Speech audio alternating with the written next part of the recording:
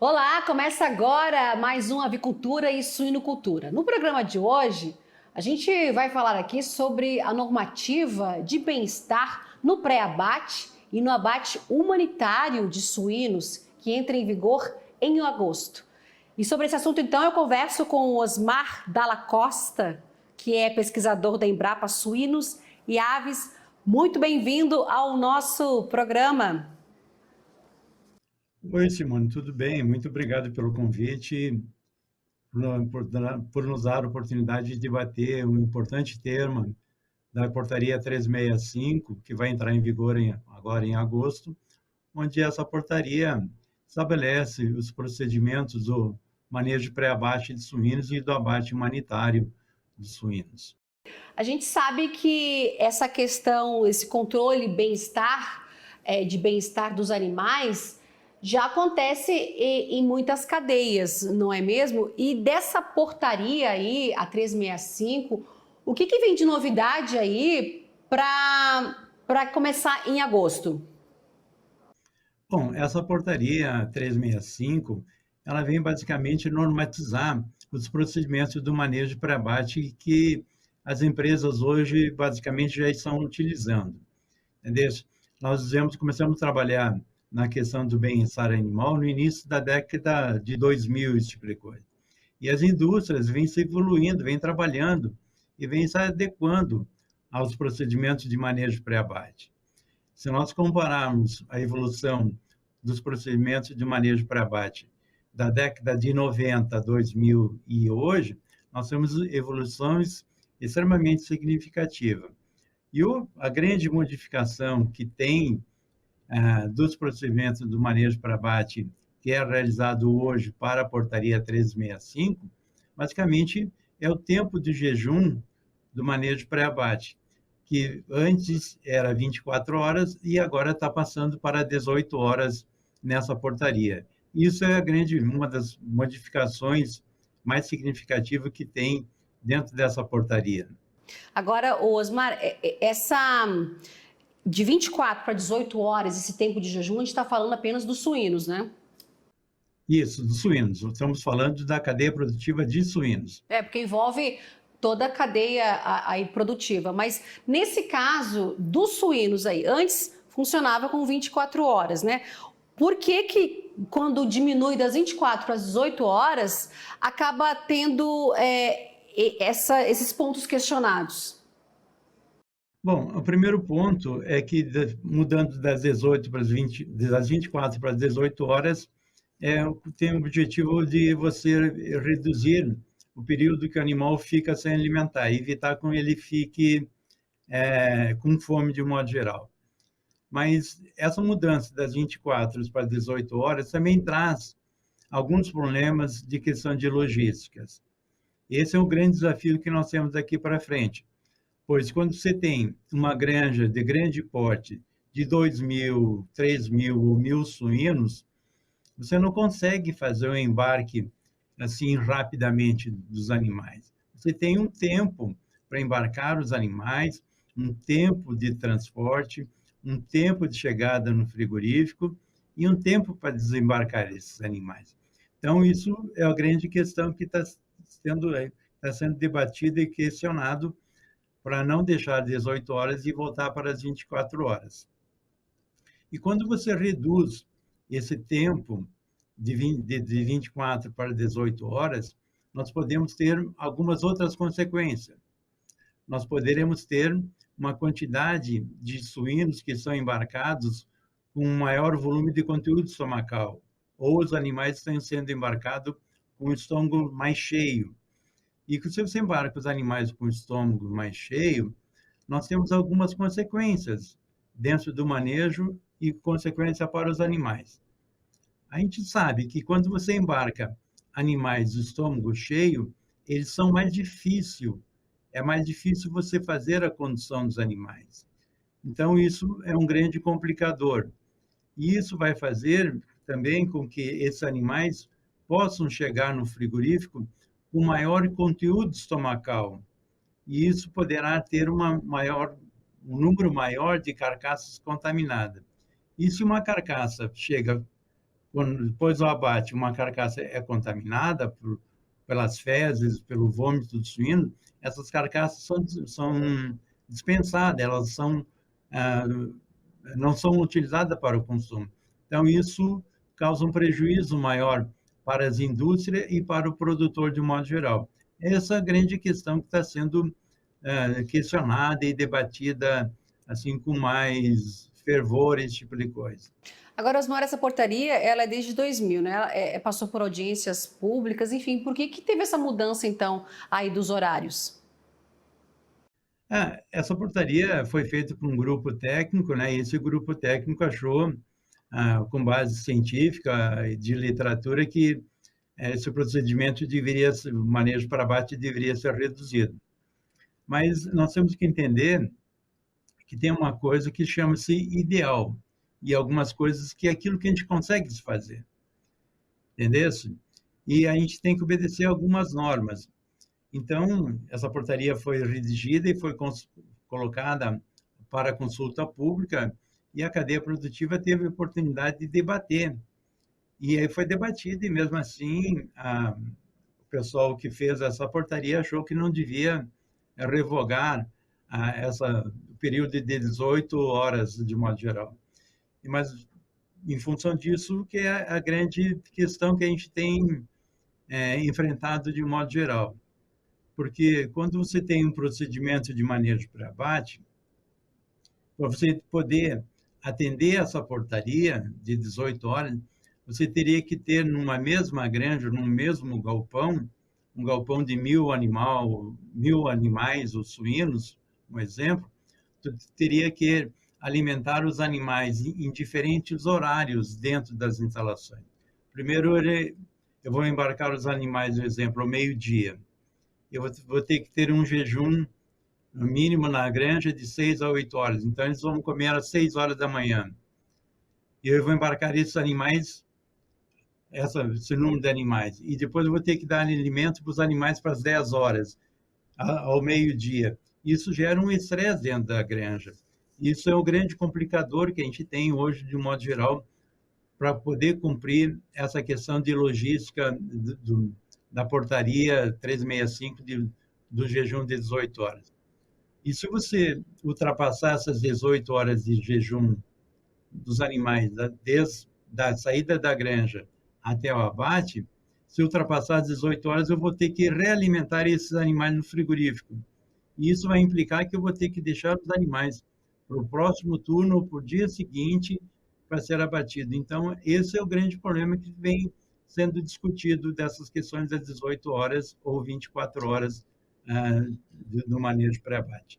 E nesse caso aí, dessas 18 horas, você acredita então que algumas granjas, frigoríficos, eles não vão conseguir atender então o que especifica aí essa parte, esse ponto aí dessa portaria? Eu acredito que granjas que têm um tempo de transporte maior, uma distância maior entre a granja e os frigoríficos, eles vão ter maior dificuldade em fazer cumprir essas 18 horas do jejum pré-abate, de um modo geral. Uhum. E quais seriam os outros gargalos dessa portaria aí que merecem ser observados, Osmar? Eu acho que o principal gargalo que eu vejo é essa questão do jejum, porque os demais pontos que são referenciados nessa portaria, a indústria de suínos, a indústria de suínos, daquela que eu participo e conheço, já vem praticando essas boas práticas do abate humanitário. Porque falar sobre abate humanitário não é uma coisa nova.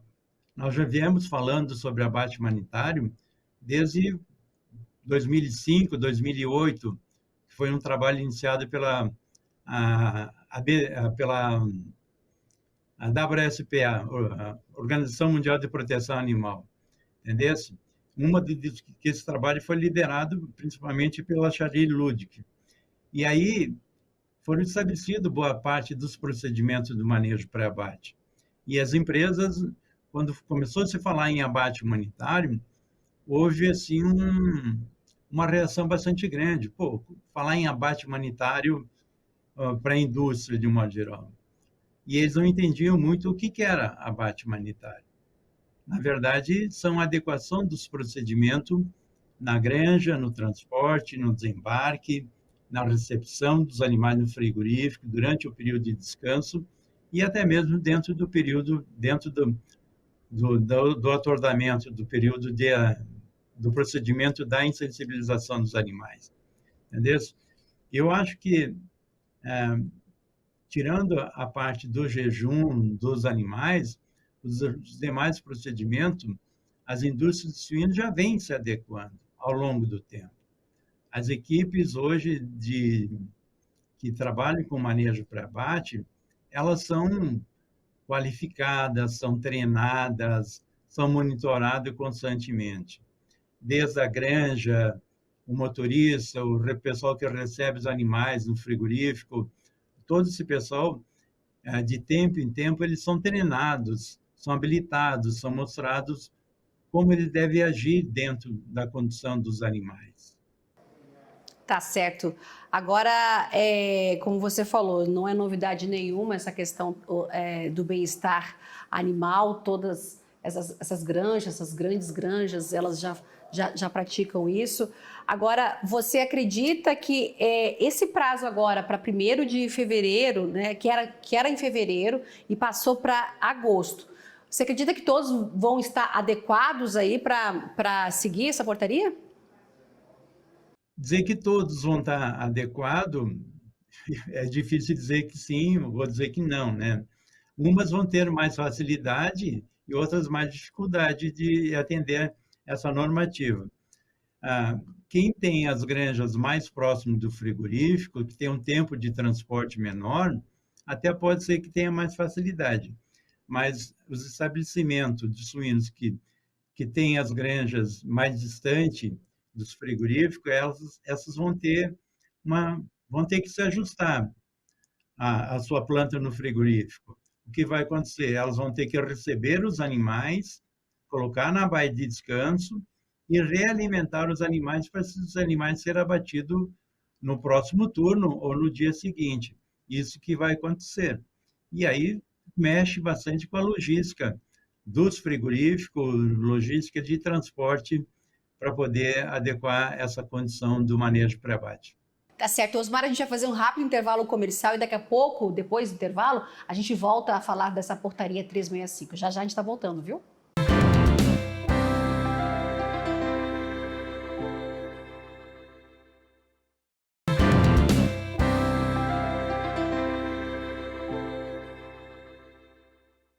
Estamos de volta com o programa Avicultura e Suinocultura. E hoje aqui, então, no programa, a gente está conversando sobre a normativa de bem-estar no pré-abate e abate humanitário de suínos, que entra em vigor em agosto. E dessa conversa eu estou tendo, então, com o Osmar Dalla Costa, que é pesquisador da Embrapa Suínos e Aves. Osmar, fala pra gente, essa portaria que passa a ter vigor, então, agora em agosto. No caso, os frigoríficos, eles vão ter um custo para essa adequação? De um modo geral, alguns frigoríficos poderão ter algum custo adicional.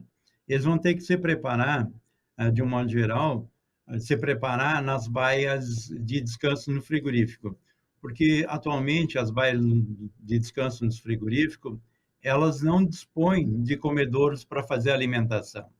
No caso de um grupo de animais, de um lote de animal, que passou o jejum do manejo para abate acima de 18 horas, eles vão ter que ter uma infraestrutura para poder alimentar os animais.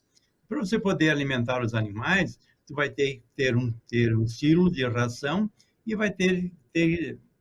esse frigorífico vai ter que ter um sistema de distribuição e os comedouros para alimentar os animais de um modo geral. Basicamente isso que vai ser o maior investimento dentro das instalações, de um modo geral. E agora, aqueles frigoríficos que têm inspeção federal, estadual, eles têm um prazo diferente aí para essa adequação? Não, os procedimentos de manejo para abate vale tanto para os frigoríficos de inspeção federal, ou estadual ou municipal. A regra é única para todos os frigoríficos, de um modo geral. Deve ser assim. Osmar, então tem diretrizes para os responsáveis técnicos, né? A portaria, ela estabelece que então, eles devem garantir que todos esses operadores, né, envolvidos aí no manejo dos animais, inclusive os motoristas dos veículos, os transportadores, eles sejam devidamente treinados. E a gente já falou aqui que em muitas granjas, frigoríficos já atuam aí nessa prática do bem-estar, mas são fundamentos importantes que devem ser sempre seguidos e tem que ter esse controle todo para não deixar que isso deixe de ocorrer, não é? Simone, essa era uma das grandes preocupações que a gente tinha antes de como essas pessoas poderiam ser treinadas e deveriam ser treinadas. Pensando nisso, a Embrapa Suínos e Aves, junto com o Ministério da Agricultura, elaborou uma cartilha e um vídeo didático que nós chamamos de transporte legal de suínos. É só entrar na internet e digitar transporte legal de suínos, que tem todo o material explicativo, material didático, e como as pessoas podem ser treinadas e habilitadas para fazer os procedimentos de manejo para abate. E hoje, eu acredito que todas as grandes empresas, as empresas de médio e grande porte, já têm um técnico responsável para trabalhar com a questão do bem-estar dentro dos frigoríficos. Nós temos dois segmentos, uma parte que é dos frigoríficos, que estabelece os procedimentos de manejo para abate, nós temos os transportadores e nós temos os produtores e os manejadores. Então, toda essa equipe técnica hoje já vem recebendo treinamento de como eles devem agir para ter um bom manejo dos suínos durante o manejo para abate dos suínos. Entendeu? E isso a gente tem visto que a indústria de suíno evoluiu muito, de um modo geral. Quando nós começamos a trabalhar com manejo para abate no final da década de 90, início de 2000, nós tínhamos muitos caminhões que ainda eram de madeiras. Hoje, todos os nossos suínos são transportados com carrocerias metálicas, um piso hidráulico onde não tem rampa nenhum. Os nossos motoristas são todos eles treinados. Para você ter uma ideia, em 2005, nós da Embrapa fizemos o primeiro treinamento para os condutores de suínos junto com uma empresa aqui de Concórdia, a cooperativa Copérdia, para habilitar os transportadores de suínos. E eles diziam assim, o que você vai me ensinar a dirigir? E a gente mostrava para eles, nesse treinamento, a importância do trabalho deles. E nós mostrava para eles que eles não estavam carregando animais, não estavam carregando volume, e sim uma carga viva. E nós mostrávamos o procedimento deles e depois nós levávamos eles até dentro do frigorífico e mostrávamos para eles, esse animal foi conduzido de maneira diferente, causou essa lesão, essa fratura, essa contusão. E aí eles começaram a entender a importância do trabalho que eles estão fazendo. E isso nós também fizemos com os manejadores de suíno de granja e dentro dos frigoríficos. Então, hoje, nós já dispomos de material didático, assim, com bastante facilidade, para fazer esse treinamento das pessoas e mostrar para eles que eles estão fazendo um trabalho de suma importância, porque para produzir um suíno, você não demora 6 meses. Quando um suíno chega no frigorífico, é o trabalho mais ou menos de 1 ano de pessoas que vêm trabalhando, que é desde a cobertura e inseminação até ele chegar no frigorífico, ser desembarcado e ser atordoado dentro do frigorífico. E é importante essa evolução toda aí que você trouxe, né? Todas essas fases aí da produção, porque o bem-estar é tudo isso, né? E lá na frente também você vê que os animais aí não vão ter lesões, a contusão de carcaça, né? Tudo isso é uma grande evolução que o nosso mercado absorve muito bem, né? Tipo assim, quando você vai comprar, imagine você comprar um lombo, um pernil, né? Aí você vai fazer uma festa de final de ano, aniversário, tipo coisa, se assa esse pernil, esse lombo, na hora de cortar tem um hematoma, uma contusão, uma mancha de sangue. Você não quer comer aquela carne. E isso, por isso que nós estamos mostrando para os manejadores a importância do trabalho que eles têm. Eles são corresponsáveis na produção de proteína que é fornecida aos nossos consumidores. E nós temos que também mostrar e fazer esses nossos colaboradores que eles não são um elo isolado da cadeia produtiva. Eles fazem parte de um conjunto de pessoas que vêm trabalhando e que eles não trabalham isoladamente. Todos nós temos que trabalhar junto e um pensando no outro para poder produzir mais alimento e alimentos mais saudáveis e com melhor qualidade dia a dia. A gente falou toda dessa logística aí do transporte do animal que sai da granja para o frigorífico, mas também a gente não pode de falar dessa evolução toda que teve também em relação à capacidade de alocar os animais, né, no mesmo lote, né? E teve essa diferenciação, esse avanço também, né, Osmar? No passado, tipo assim, a gente falava, nós vamos carregar os animais, nós vamos carregar os suínos. Hoje a gente não fala mais, vamos carregar os suínos. Hoje a gente usa o procedimento, nós vamos embarcar os suínos, entendeu? Antigamente nós queríamos uma pessoa que tinha força para colocar o animal dentro do caminhão, dentro da carroceria. Hoje nós não queremos mais essa pessoa. Ou a gente treinou essa pessoa e ele está habilitado a embarcar os suínos e entender o comportamento dos suínos para que ele possa conduzir com calma, com tranquilidade e sem estresse para os animais e para os manejadores. Né, Osmar, é o bem-estar para o animal, é o lucro aí para o nosso produtor, não é, de suínos e também uma resposta para o mercado externo que cada vez cobra mais pelo bem-estar, né, fazer todo esse acompanhamento aí, porque a gente exporta também, né? Então, assim, quando você atende todas essas fases da cadeia, o mercado externo está de olho nisso, né? Eu acho que a gente sempre fica, muitas vezes, pensando nós temos que produzir para o mercado externo. Eu acho que não, nós temos que produzir de boa qualidade, de excelente qualidade, para o nosso mercado interno e, por consequência, nós vamos poder atender os mercados externos. Para você ter uma ideia hoje, Simone, os nossos caminhões que transportam suínos ou que fazem parte da cadeia produtiva de suínos, esses caminhões são monitorados 24 horas por dia, entendeu? Se você quiser saber um caminhão placa XXABCD, entra no sistema da empresa, ele vai saber onde que ele está. E, além disso, a gente sabe o histórico desse caminhão. A gente sabe a hora que ele saiu da sua casa, foi até a granja, a hora que ele estacionou para embarcar, quanto tempo ele demorou para embarcar, quanto tempo ele saiu da granja e chegou até o frigorífico, esse tipo de coisa. Hoje, os nossos suínos, dentro do manejo pré-abate, eles ficam monitorados 24 horas. É um reality show, de um modo geral. Entendeu? Se você quer saber o que está acontecendo, é só entrar no sistema e verificar o que eles estão fazendo online. É uma rastreabilidade importante aí. Você acredita, então, para a gente já ir finalizando aqui, você acredita que o consumidor ele tem essa consciência? A gente sabe que cada vez mais temos os consumidores aí de olho nisso também no bem-estar. Mas você acredita que isso está aumentando?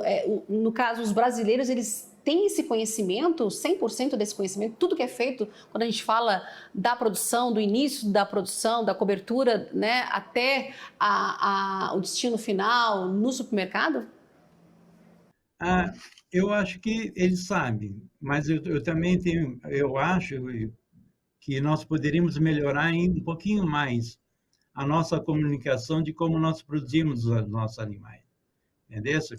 E hoje boa parte das empresas, para elas poder vender mais e ter uma facilidade de comercialização, Hoje, essas empresas já estão tendo empresas que fazem certificação dos frigoríficos, granjas, do procedimento, e essas empresas hoje já estão ganhando ou merecendo os certificados de bem-estar na produção animal.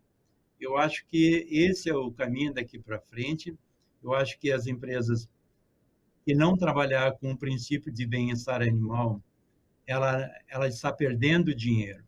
Antes, quando nós falávamos em questão de investir em bem-estar animal, eles achavam que era um custo, era um gasto.